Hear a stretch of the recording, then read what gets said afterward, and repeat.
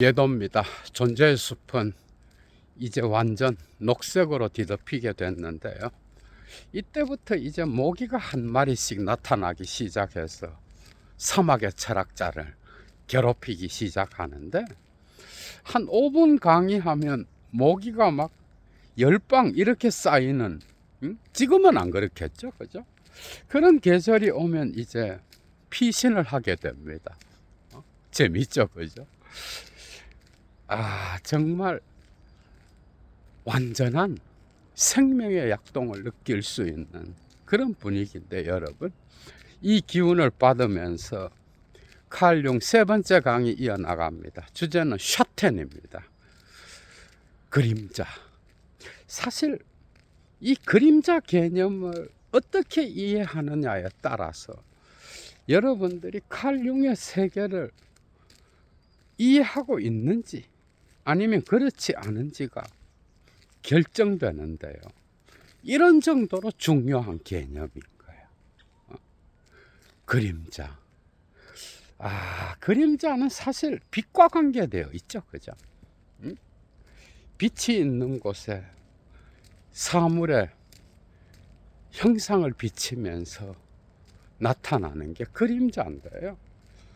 고대 인간들은 이 그림자를, 그래서 그 사물의 영혼이나 본질이겠죠, 그죠? 아니면 그 사물의 어떤 분신과 같은 것으로 생각했어요. 그래서 그림자를 밟으면 부정탄다. 우리나라 말에도 선생의 그림자를 밟지 말라. 그리고 그녀의 그림자가 나를 괴롭히고 있어. 뭐 이런 말들. 그래서 이 그림자는 어떤 그 존재자의 본질을 나타낼 때도 있고, 그것을 해쳤을 때, 그 영혼에 의하여 보복당한다라고 하는, 그리고 그 존재자의 분신을 나타낼 때도 많아, 여러분, 그죠? 그래서 그 존재자의 생명을, 그림자를 밟으면 해치는 그런 현상이 나타나기 때문에 저주를 받는다라는 그런 신화들도 동서양을 막론하고, 그리고 모든 문화권의 신화들에서 나타나는 그런 이야기죠, 그죠? 그런데 이 그림자가 뭘까? 정말 궁금하죠, 그죠?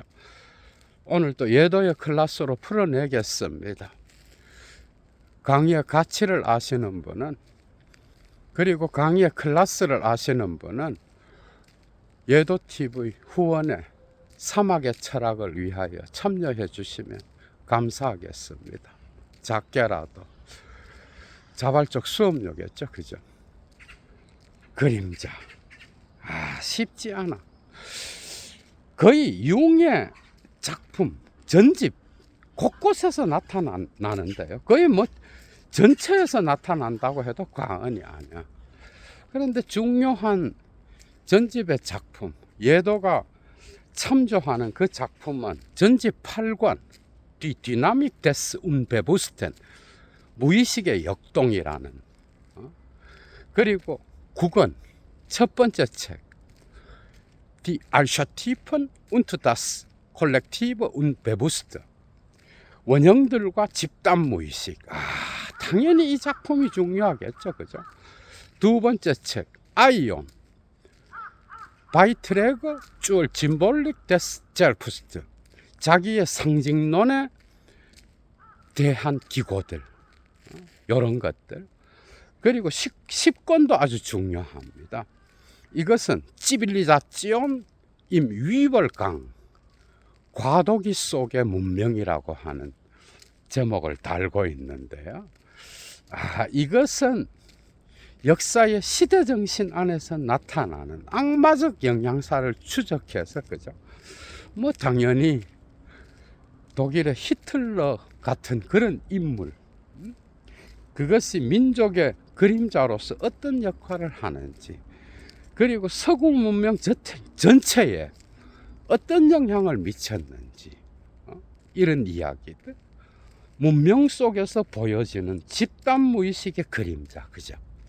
그런 걸 표현하고 있고, 그 다음 중요한 게 11권. 이거 정말 중요합니다. 이 작품도 쭈얼 푸시콜로기 데얼 베스틀리헨 운트 웨스틀리헨 렐리기온, 서양 종교와 동양 종교의 심리학에 관하여. 이 작품 정말 중요합니다. 그림자를 이해하는 데 있어서. 그리고 18권에 다스 짐볼리쉬 레벤, 상징적 생명이라고 하는, 그래서 이런 작품들 안에서 나타나는 이 그림자의 개념을 이해하는 데 있어서 어떤 사유가 필요할까? 이 강의 하나로 끝날 수 있을까? 그것도 의문인 거야. 아니면 뭐 또 그림자 1, 2 이렇게 붙여서 계속 진행해 나가겠죠. 그죠? 그래서 칼 융에게 있어서 이 그림자는 집단 무의식의 원형들을 명암으로 표현하는 무의식의 세계 전체를 나타낸다라고 해도 과언이 아니야, 여러분. 그러니까 자아의 마음의 구조를 우리가 한번 살펴보면 자아 위에 페르소나의 세계가 있겠죠, 그죠? 그리고 자아 아래에 개인 무의식의 그림자인 샤텐이 있고, 그리고 그 아래에 아니마 아니무스의 집단 무의식의 어떤 원형이 있고, 그 아래에 젤프스트 자기의 원형이 있죠, 그죠? 이건 역시 집단 무의식과 연관되어 있는 거예요. 그런데 그림자 개념이 헷갈리는 이유는 이 그림자가, 여러분들 생각해봐요. 이 개인 무의식의 이면으로서 나타나는 열등한 인격의 부분, 그죠? 이런 것들은 비교적 의식화를 통하여 개인화, 개성화를 통하여 자아의 인격으로 통합할 수 있는 거야. 내가 내향적 인간이면 외향적인 어떤 것이 열등한 부분으로 그림자로 숨어 있겠고, 그죠? 그래서 어떤 파괴적 본능이 그렇게 강하지 않은 거예요. 이런 개인 무의식의 이면으로서의 작은 개념의 그림자는 비교적 쉽게 어떤 내적 성찰을 통하여, 그죠? 아니면 종교적 수행을 통하여, 아니면 뭔가 내가 신경증 증세가 강해서 정신과 의사에게 가서 면담을 통하여 비교적 쉽게 의식화에 성공할 수 있는 거예요, 이것은. 그런데 집단 무의식과 연관된 원형으로서의 그림자는, 그죠? 이것은 칼 융의 개인 무의식이든 집단 무의식이든 그 전체의 색깔을 규정하는, 그래서 무의식 일반을 나타내는 명암이라고 여러분들이 사유해야 되는 거예요. 그러니까 자아가 있으면 자아 주변에는 이 어두운 그림자의 집단 무의식의 세계가 바다와 같이 펼쳐져 있고, 그 바다 한가운데에 자아는 하나의 섬으로서 존재한다라고 해도 과언이 아닌 거예요. 그러니까 샤텐이라는 개념은 이런 정도로 큰 개념이에요. 그래서 심지어 우주적 힘과 같은, 시간성으로는 영혼과 만날 수 있는 그러한 단초들이 이러한 집단 무의식의 원형들 속에 숨어 있는 거야. 엄청 넓은 개념인 거야.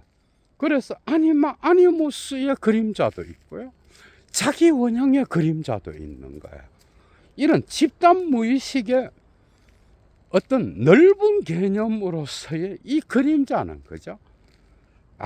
정말 한도 끝도 없이 우리가 이야기를 할 수 있는 거야, 여러분.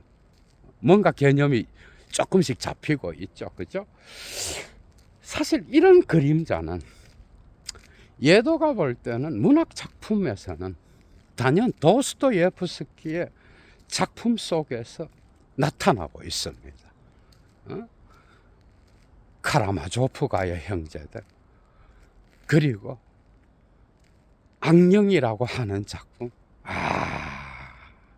뭐 문학 작품 거의 대부분의 작품들에서 이 그림자 원형이 나타난다고 해도 과언이 아니죠. 그죠? 카라마조프가의 형제들의 드미트리, 이반, 그리고 알료사, 이 삼형제를 통하여 펼쳐지는 그 다양한 논쟁들과 심지어 가면 쓴 모습과 그 가면을 벗기는, 그리고 삶의 다양한 우연한 사건들에 의하여 등장인물들끼리 서로 중첩되어서, 그죠? 다중적 자아를 보이고 있고 보여주고 있고, 그 속에는 얼마나 무시무시한 악마적 영향사, 악의 힘을 보여주고 있느냐는 거예요. 그래서 도스토예프스키는 오히려 정신분석학자들이 그의 작품에서 배울 정도로, 그죠? 정말 문학의 대가 중에 대가죠. 그죠? 그래서 문학 작품들 속에서 여러분들은 인간의 집단 무의식의 어떤 원형들을 찾아볼 수 있다. 종교 텍스트들, 그리고 신화들, 민담들, 모든 전설의 이야기들, 이런 것 속에서도 인류의 집단 무의식의 어떤 원형들을 볼 수가 있죠. 그죠? 그리고 특히 여러분 생각해봐. 여기 불교 수행자들이 있어? 아니면 그리스도교의 영성의 길을 가는 분들이 있어? 여러분들 눈을 감고 자기를 들여다볼 때 이 그림자를, 여러분들의 그림자뿐만 아니라 그 그림자 안에서 집단 무의식의 무시무시한 공포를 보는 분들도 많아. 그리고 영성의 길을 가는 자가 기도를 하려고 눈을 감으면 내 안에 이런 무시무시한 악마적 영향사, 그리고 신성과 뒤섞인 나도 모르는 어떤 욕망과 그리고 다양한 충동들이 올라오는 것을 볼 수 있는 거예요. 이런 방식으로 그림자는 종교적 수행의 길뿐만 아니라 문학작품, 예술작품들에서 여러분들이 볼 수가 있는 거예요. 에르곤 슐레의 세계라든지, 그죠? 여러분들 곳곳에 다양한 예술작품들 안에서 그것을 볼 수가 있는 거예요.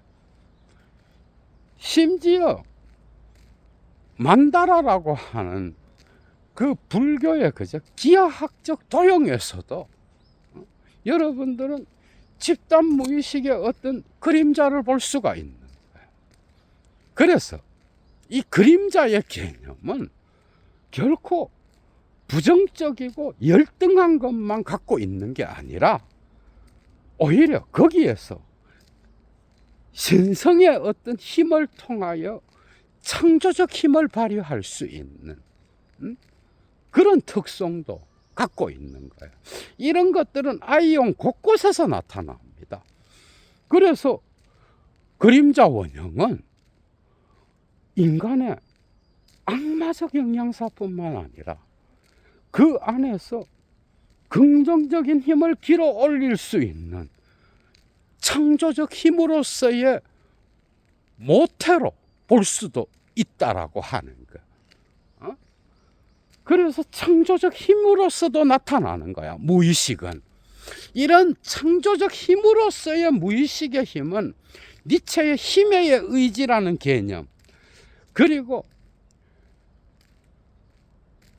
베르그손의, 그죠? 그 잠재적 무의식으로서의 어떤 생명체 자체의 엘랑비타를, 그죠? 창조적 힘으로 만들어 갈 수 있는 그런 사유가 숨어 있죠. 그죠? 그래서 이런 점들은 프로이트나 락칸과 다른 거예요. 그러니까 무의식에 억압된 충동을 융약에서는 승화를 통하여 그것을 인격으로, 자아의 인격으로 통합할 필요가 없는 거예요. 이것 자체가 힘의 의지요. 니체적으로, 쇼펜하우어적으로는 삶의 의지인 거예요. 그 자체를 긍정하면서 나의 삶의 엘랑비탈로서, 나의 삶의 어떤 긍정적 에너지로서 바꿀 수 있는 그런 모태의 역할을 하는 게 이 원형적 그림자로서의 무의식 세계인 거야, 여러분. 그래서 이 그림자는 정말 결정적으로 중요합니다. 그림자는 특히 인간의 신체를 통하여 나타나는 다양한 상들이기도 한 거예요.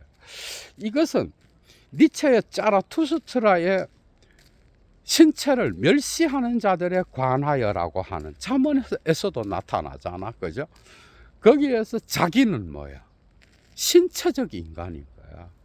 그 신체는 인간의 이성 못지않게 다양한 다중적 이성을 갖고 있는데, 이 신체의 욕구에 따라서 이성의 자아는 놀아나고 놀이개감으로서, 그죠?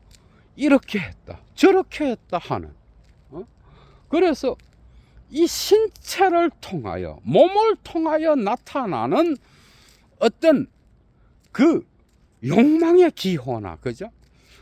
그리고 에로스의 경험, 또한 삶의 충동, 이런 것들은 정말 중요한 그림자의 내용으로 나타나고 있다라고 하는 것. 그래서 그림자는 인간의 신체와도, 그죠? 이 신체를 통하여 인간은 이 세계의 우주적 힘과 접촉하잖아. 여기에서 집단 무의식의 충동과 욕망과 그리고 다양한 원형들이, 그죠? 경험되는 거야. 그러니까 인간은 태어나면서 이미 집단 무의식을 모태로 갖는다고 해도 과언이 아니에요. 그러니까 이러한 그림자를 이미 갖고 태어나는 거야. 자아의 형성보다 더 빠르게 이미 거기에 있는 게 이 그림자인 거야.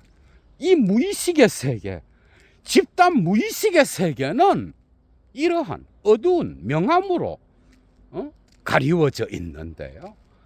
이것은 살아있는 실체로서 인간이 어디를 가든 언제나 이미 거기에 있으며, 하이데거적 용어로 풀면, 그리고 인간은 이 집단 무의식을 결코 완전하게 일평생을 살아도 인격화하거나 개성화할 수 없는 거예요.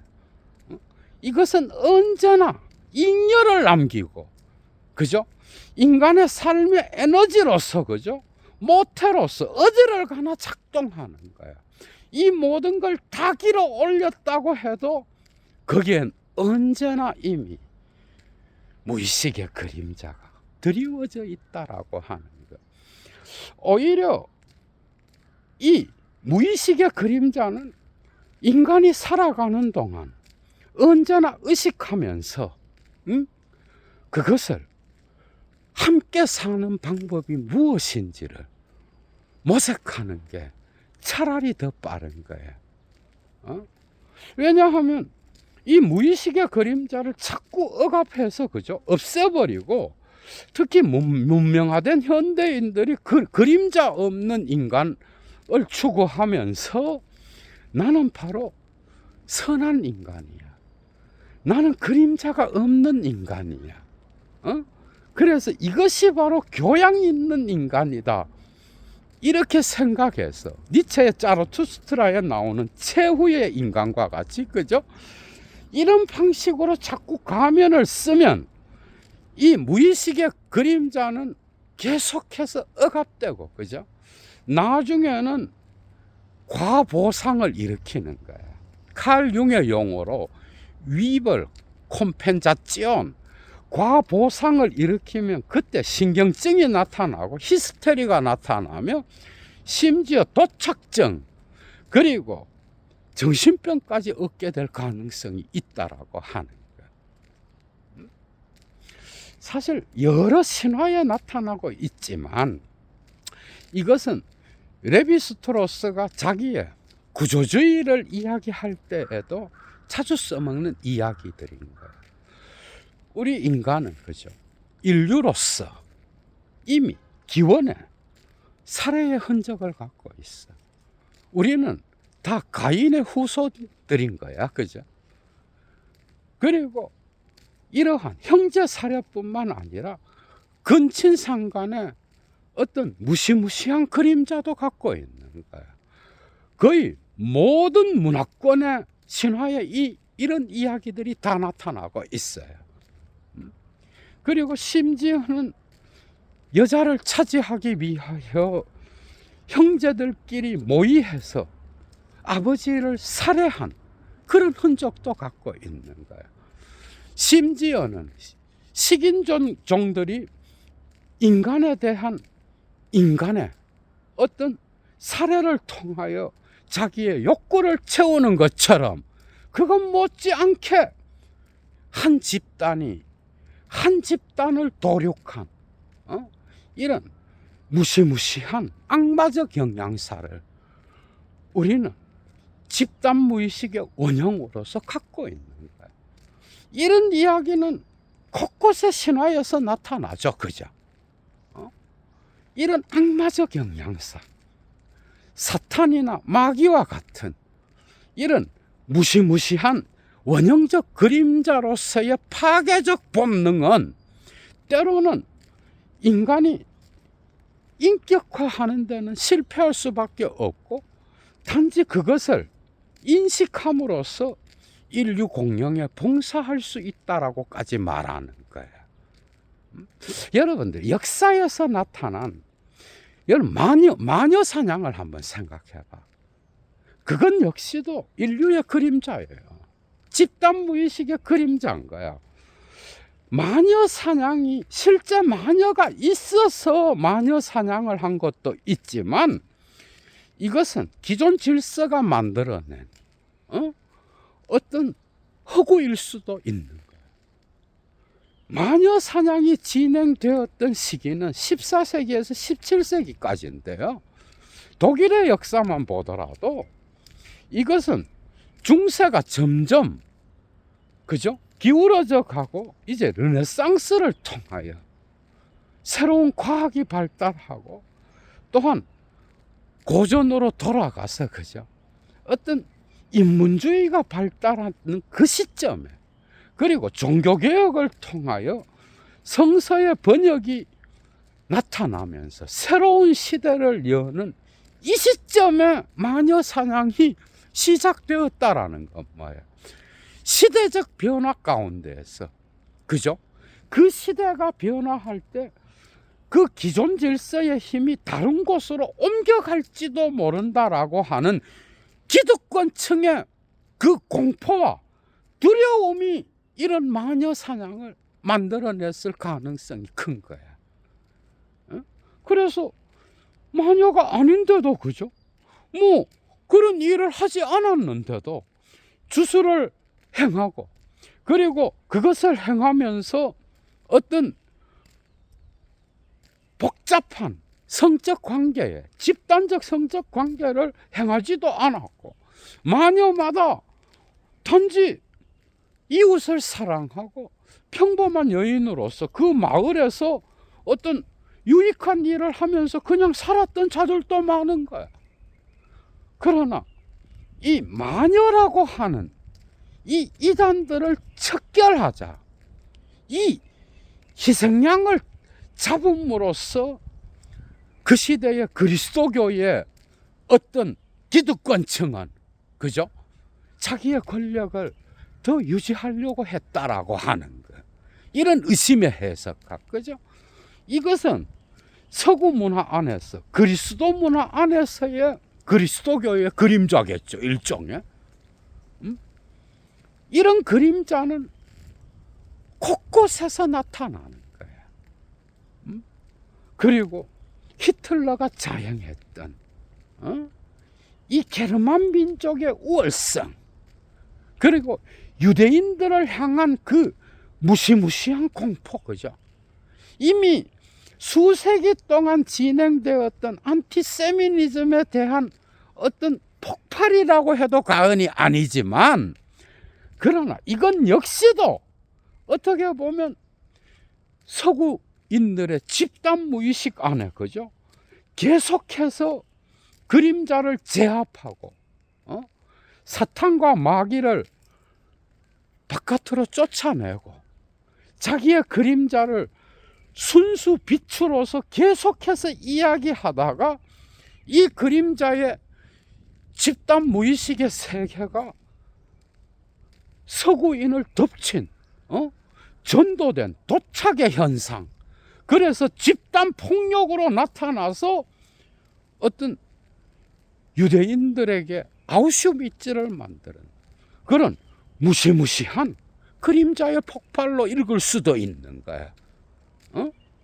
그리고 소련의 스탈린의 굴락과 같은 거, 이건 역시도 그림자예요. 집단 무의식의 집단 살해의 그림자인 거야, 여러분. 이런 것들은 서구 제국주의가 제3세계를 제압하고, 그죠? 그 민족을, 원주민들을 침입해서 말살한 곳곳에서는 이런 그림자의 흔적을 형성시킬 수밖에 없었다라고 하는 거. 그래서 그림자는 어떤 이 문화권 안에 숨어 있는 어두운 영역으로서 어디에나 이미 있는 거야, 그죠? 대한민국의 역사에서 여러분 압제당한, 그죠? 어떤 그 농민들과 그 시대의 힘없는 자들의 저항에 의하여, 그죠? 동학혁명이 일어나잖아. 거기에서 얼마나 많은 집단 사례가 있었어요. 일제시대에 나타난 그 무시무시한 집단 살해의 역사, 말로 형용할 수 없죠, 그죠? 그리고 해방 전후에 나타났던 보도연맹 사건, 제주 4.3 사건, 6.25를 통한 동족 상잔의 비극, 이런 것들 대한민국의 역사 안에, 그죠? 그 조선시대에도 이런 역사가 있는 거예요. 국민이 도탄에 빠져서 굶어 뒤져가는데도 서로 노론하면서 논쟁하면서 싸우고, 그죠? 선비라는 새끼들이 이건 역시도 유교라고 하는 거대한 학문 체계의 그림자라고 할 수 있는 거야. 시대마다, 역사마다 나타나는 거야, 그림자는. 원시 종교의 신화로서만 있는 게 아닌 거야. 그리고 그 이후에 여러분들 빨갱이를 잡겠다고 기존 질서가 했던 그 집단 살해의 다양한 장면들, 그죠? 이것은 대한민국 국민이라고 하면은 가질 수밖에 없는 그런 집단 무의식의 그림자인 거예요. 전두환을 통하여 자행된 5.18, 그죠? 지금도 뭐 가끔 미친 놈들이 북한 놈들이 내려와서 5.18을 일으켰다 그러고 개소리를 하고 있잖아, 지금도. 우리 민족의 아픔인 거야, 그죠? 그래서 이런 그림자는 단지 무슨 형이상학적인, 그죠? 허구적 이야기에서만 나타나는 게 아니에요. 그래서 칼 융은 전집 10권에서 과도기 속의 문명에서 다양한 문화에 이런 악마적 영향사들을 추적했다라고 하는 거예요. 뭐 중국의 문화혁명 속에서도 이런 그림자를 볼 수가 있죠, 그죠? 그래서 개인과 개인의 관계뿐만 아니라 집단과 집단, 민족과 민족, 아니면 세계 공동체 안에서, 그죠? 점점 커질수록 그 집단의 어떤 광기가 어떤 방식으로 나타나는지 이것까지도 그림자로 볼 수가 있는 거예요.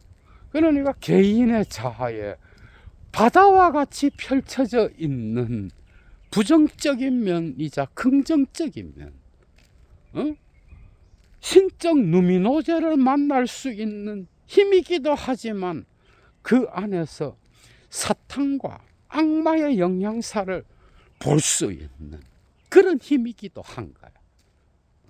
이런 정도로 무의식은 정말, 그죠?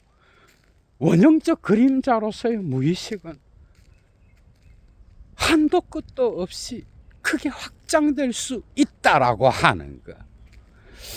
특히 어떤 페르소나의 세계에서, 그죠? 락강적 상징계에서 나타나는 아버지의 이름과 법체계, 어떤 도덕, 윤리, 이런 체계로부터 벗어나려고 하는 힘 역시도 그림자로서 나타나는 거야, 여러분. 이것은 특히 전집, 그죠? 11권에 이런 제목의 어떤 논문이 있는데요. 페얼주프 Einer psychologischen Deutung des Trinitätsdogmas, 삼위일체의 교리를 심리학적으로 해석하려는 시도. 여기에 그림자는 바로 다르게 의욕하고자 하는 것이다. 안더스 볼렌, 이거 정말 중요한 개념이에요. 그러니까 법체계가, 그죠? 이렇게 하라고 말했어. 그런데 나는 그렇게 하고 싶지 않아. 아니면 그 사회적 어떤 규범이, 도덕이나 윤리가 이런 방식으로 하라고 규정해 놨어.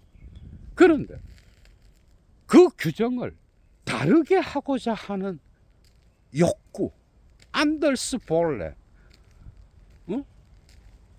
다르게 하고자 하는 의지, 욕구, 이게 바로 그림자의 흔적을 볼 수 있는 중요한 개념이라고 하는 것.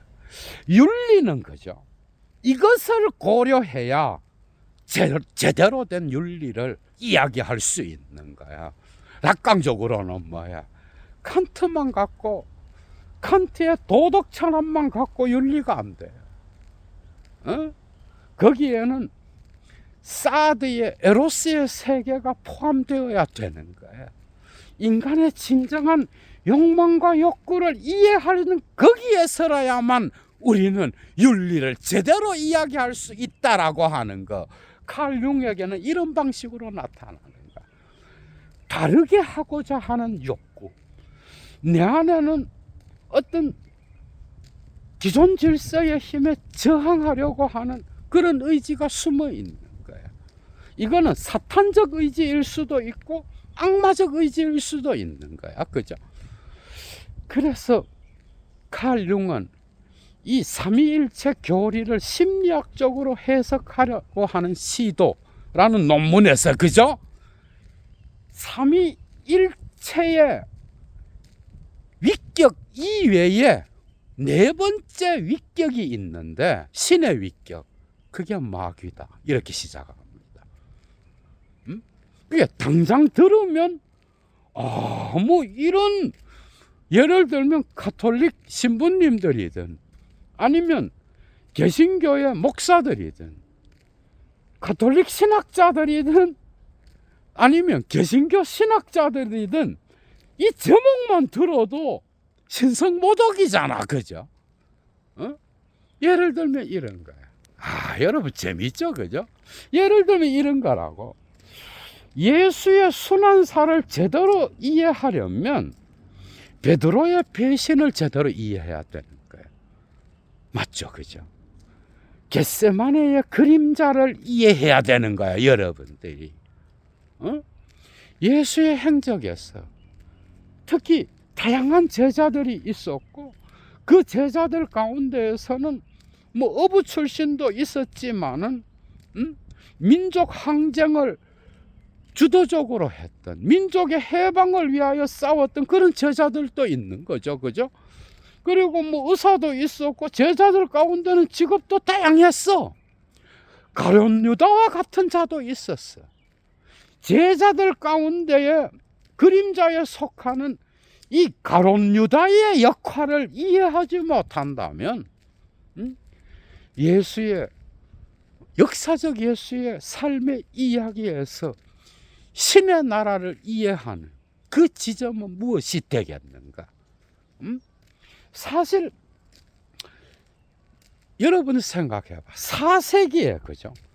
4세기의 그리스도교는 이 마귀와 사탄을 완전 신의 영역에서 추방해버려요. 니케아 회의와 콘스탄티노플 공의회에서, 그죠? 삼위일체 교리를 확립하면서 이제 그때부터 사탄은 뭐야? 존재의 결핍이 되는 거예요.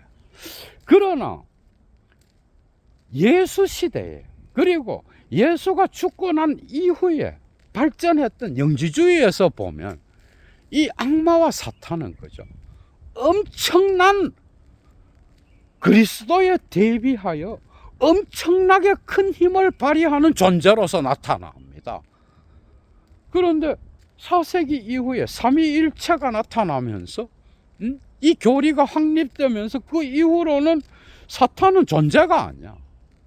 사탄은 그냥 뭐 존재의 결여로서 선이라고 하는 것에 대비되는 악은 단지 선의 결핍으로서 이야기됐다라고 하는 거. 이때부터 사탄은 없어지게 된 거야. 그리스도교 신학에서 어두움은 추방돼 버린 거야. 이런 흔적들은 뭐야? 그리스도를 신성화하면서 그 그리스도의 역사 안에서 보여지는, 역사적 예수의 삶에서 보여지는 어두운 그림자는 점점 제거하게 됐다라고 하는 거, 그죠? 그렇게 되면서 예수의 진정한 그 신의 나라 운동의 의미는, 그죠? 축소될 수밖에 없는 거예요. 이런 거야. 그래서 공자가 유명해지면 공자를 신격화하고, 부처가 유명해지면 부처를 신격화하잖아, 그죠? 그러나 이런 것들은 전부 다가 어떤 부정적 그림자로서 공자 자신의 가르침, 부처 자신의 가르침을 왜곡시키는 경우가 많은 거예요. 이런 어두운 면의 그림자를 함께 고려해야만 그 종교적 진리의 누미노제를 더 잘 이해할 수 있어요, 여러분. 그래서 사탄은 반드시 뭐 없애버려야 할 존재가 아닐 수도 있어. 그래서 삼위일체 옆에 네 번째 위격이 있는데 사탄인 거예요. 신성이란 개념 안에 악마적이고 사탄적인 요소가 있는 거예요. 칼 융은 그 전집 11권에 이런 논문을 씁니다. 안트보르트 아우프 욥에 대한 응답, 그죠? 거기에서 여러분들 봐봐, 욥기에 나타나는 아주 초반부의 이야기가 있어요. 거기에서 사탄은 어떤 존재로 나와? 야훼 신과 친구예요. 거의 친구일 뿐만 아니라 야훼의 종인 거야. 이 세계의 물질 세계를 관장하는 어떤 그런 신적 존재가 사탄이자 마귀예요.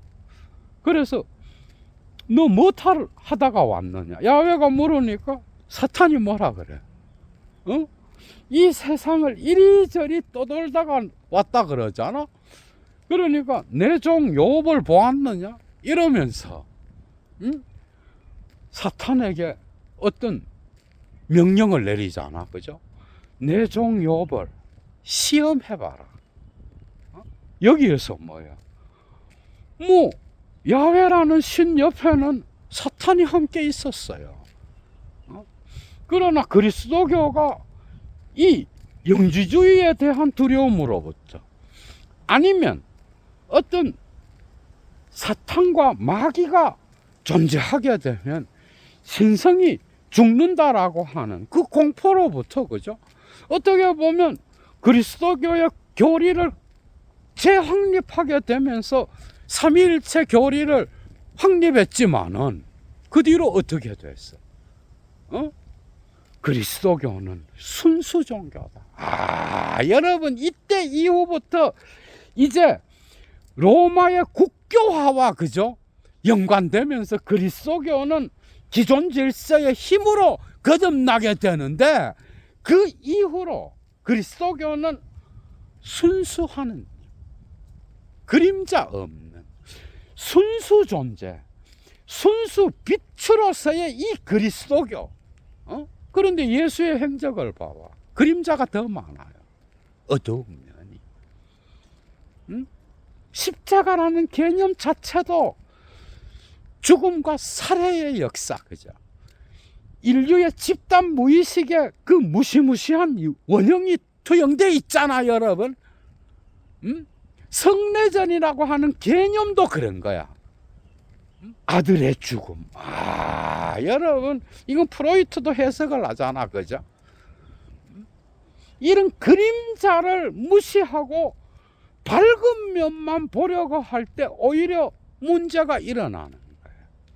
그래서 그리스도교가 그 이후로 계속 활동하면서 마귀의 존재, 사탄의 존재를 존재의 결핍으로 놓고, 뭐 아우구스티누스도 이래 막 나갑니다. 이제 그 이후로 신학은 사탄과 마귀는 신적 존재가 아닌 거예요. 신은 오직 삼위일체 하느님, 유일신으로서의 삼위일체 하느님밖에 없는 거예요. 그렇게 하면서 서구 역사가 진행되면서 그 그림자를 과포장해서, 그죠? 그걸 억압시키니까 이 억압이 나중에 위벌 콤펜자지온, 과보상으로 나타나서 그 집단의 인격들을 역으로 점령하여, 그죠? 폭력을 행하고, 나중에는 그 그림자 투영에 의하여 집단 광기에 사로잡혀서 얼마나 많은 살해의 역사를 만들어 갔는지. 종교개혁 이후에 카톨릭과 개신교의 종교전쟁을 통하여 얼마나 많은 유럽인들의 인구가 사라졌는지, 여러분. 거의 뭐 4분의 1 정도 엄청난 인명이 학살됐다라고 하는 거예요. 그래서 그림자는 뭐 반드시 제거해야 될 게 아니라 제거되지도 않아. 때로는 이 집단 무의식의 원형적 그림자는 우리에게 창조적 힘을 주기도 해요. 그리스도교의 신적 누미노제 옆에 네 번째 위격으로서 사탄이나 마귀가 있다 그래서 그게 왜 나쁜 거야? 이게 뭐 뒷섞여 있다 그래서 그게 어떤 그리스도교의 교리에, 그죠? 뭐 당장 이단이라고 하겠지만은 여러분들 생각해봐. 구약의 하나님, 유대인들의 하느님을 봐봐. 야훼를 질투하는 하느님. 뭐 하나 잘못하면 가서 싸그리 죽여버리잖아. 그래서 역사적 예수는 사랑의 하느님을 가르치잖아, 그죠? 그런데 그 하느님은 영원한 순수 존재야. 오히려 역사적 예수의 삶은 뭐야? 사랑의 실천을 통하여 가장 아래의 것으로부터, 그죠? 가장 아래에 있는 자들을 사랑하면서 그 신의 나라를 선포했다라고 하는 것. 이것은 시대의 기존 질서가 볼 땐 그림자예요. 십자가 자체도 그림자의 어떤 원형으로서 보여질 수도 있는 거야. 그래서 여러분 봐봐. 괴테의 파우스트에 나오는 거죠. 그 악마를 봐봐. 그 존재가 없다면 파우스트의 이야기가 진행돼 나가겠어요, 여러분. 그뿐만 아니라 어떤 연금술적 변화를 통하여 이러한 신학의 어떤 사탄과 마귀를 쫓아내는 이 전략은 그죠? 문학과 예술에서는 실패하게 돼요, 여러분. 히에로니무스 보스의 어떤 그림들을 봐봐. 그 지옥을 봐봐, 여러분. 그건 역시도 천국에 대한 그림자로서 그죠? 작용하고 있는 거야. 그것은 인류의 집단 무의식의 어떤 사고일 수도 있는 거야. 지옥은. 그뿐만 아니라 문학 작품에서 단테의 신곡에 나타나는, 그리고 밀턴의 신라권에 나타나는, 야콥 베묘의 종교 철학을 통하여 괴테의 파우스트에 이르기까지, 그죠?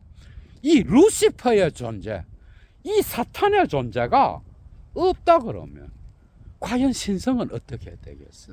그래서 이 밝은 신성의 빛과 어두운 이 사탄의 그림자는 그죠?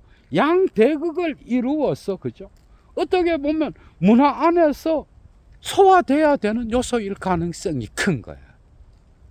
그랬다면 이런 히틀러와 같은 집단 학살은 그죠? 존재하지 않았을 수도 있다라고 하는 것. 30년 종교전쟁을 통하여 서로 죽이고 그죠? 살인하는 이런 무시무시한 악마적 영향사를 역사 속에 만들지 않았을 수도 있다라고 하는 것. 아니면 1, 2차 세계대전에 그리스도교를 믿는 국가들끼리 싸웠던 거죠. 자기 그림자를 계속해서 억압하면서 순수한 빛을 향하여 나아갔던 그 민족의 집단 무의식의 문화는 오히려 그 집단 무의식의 그림자가 역으로 그 민족들을 덮어서 그죠? 이런 무시무시한 파괴적 폭력을 행하게 했을 수도 있지 않겠는가?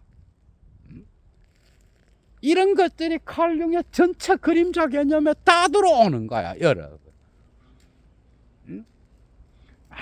이 재미있는 어떤 그 밀턴의 신라권에 보면 그 루시퍼는 정말 매력적이잖아. 사탄이긴 하지만 여러분들 봐봐. 루시퍼는 원래 그 신의 대천사장이었잖아, 그죠? 뭐 천사들 중에서도 급이 아주 높은, 지위가 높은 그런 천사였어요, 루시퍼는. 그런데 이 루시퍼는 자유를 사랑했던 그런 천사였어. 쉽게 말하면 자유인이었다고. 그러니까 신이 정해놓은 그 기존 질서로부터 벗어나려고 하는 어떤 자유를 추구하는, 그죠? 자유인인 거야. 그래서 루시퍼가 이런 말을 합니다. 마음은 그죠? 이 마음은 어디에서나 자기 집과 같은 거다. 마음은 마음이 제 집과 같다. 이거 루시퍼를 통하여 밀턴이 이야기하는 건데요. 엄청난 교훈을 얻을 수 있어요, 여러분들이. 마음이 제 집과 같은 거다. 그래서 마음 안에서는 지옥이 천국으로 변할 수 있고 천국이 지옥으로 변할 수 있지 않겠는가? 이런 연금술적인 어떤 사유가 들어와서 그리스도교가 몰아냈던 그 사탄은 그죠? 단테의 신곡을 통하여 아니면 밀턴을 통하여 다시 회복되고 있다라고 하는 거예요. 이러한 사탄이 얼마나 자유로운 존재로서 그죠? 물론 타락해서 지옥으로 떨어져서 거기서 대장질을 하지만은 이 루시퍼의 존재는 우리가 생각해 봐야 될 건 거야. 여러분들 생각해 봐. 예수의 어떤 십자가의 길에 결정적인 역할을 했던 가룟 유다의 역할을 여러분들이 생각해 봐. 성서에는 뭐 저주받아도 뭐 이런 저 그리스도를 팔아 넘긴 인간이요, 이를 통하여 십자가의 길로 가게 되잖아. 그러나 여러분들이 크게 생각해 봐. 과연 가룟 유다가 그런 존재야? 여러분, 영원히 지옥불에서 타야 될 존재야? 이 그림자, 여러분 생각할 거리를 엄청 많이 주죠, 그죠? 가룟 유다가 없었다면, 어떻게 보면 너무도 인간적인 모습을 한 이 가룟 유다, 그죠?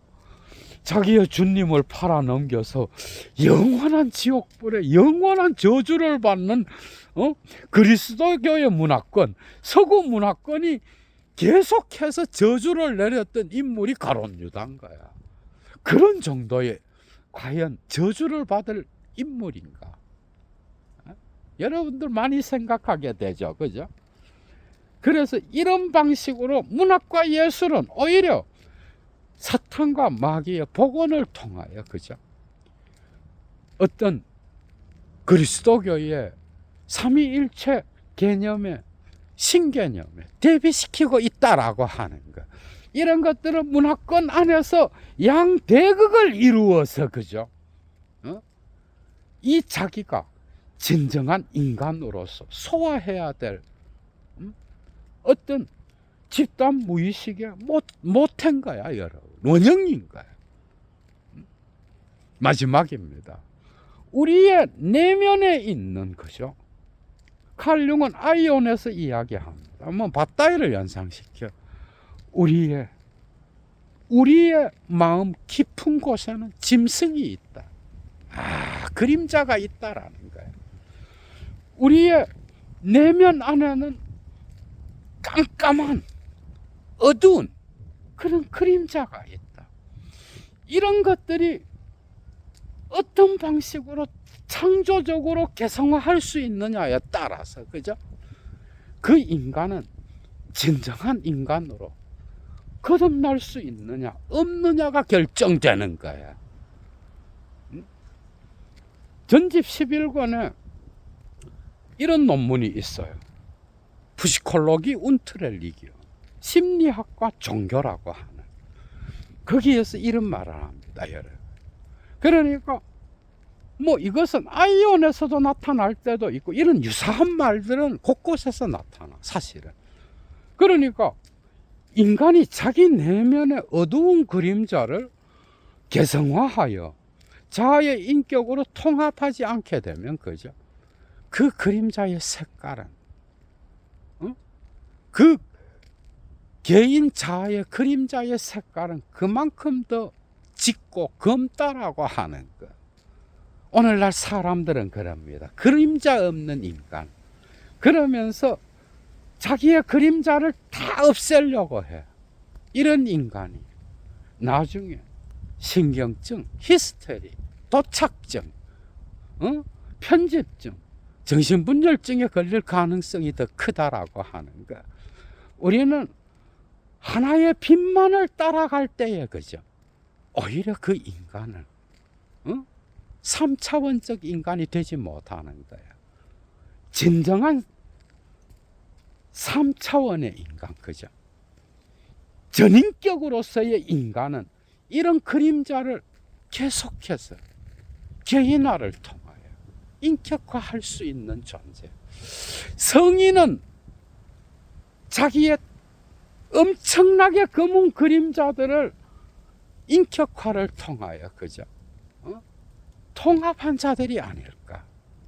우리는 이렇게도 생각해 볼 수 있는 거예요. 얘도 강의 마칩니다. 그림자에 대해서는 강의를 한 편 더 해야 되지 않을까 생각합니다. 행복한 저녁 보내십시오. 추스!